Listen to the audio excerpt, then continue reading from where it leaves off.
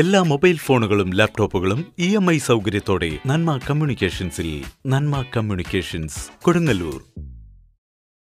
ദേശീയപാത 66-ൽ ചരക്ക് ലോറി മറിഞ്ഞു. അപകടത്തിൽ ആർക്കും പരിക്കില്ല.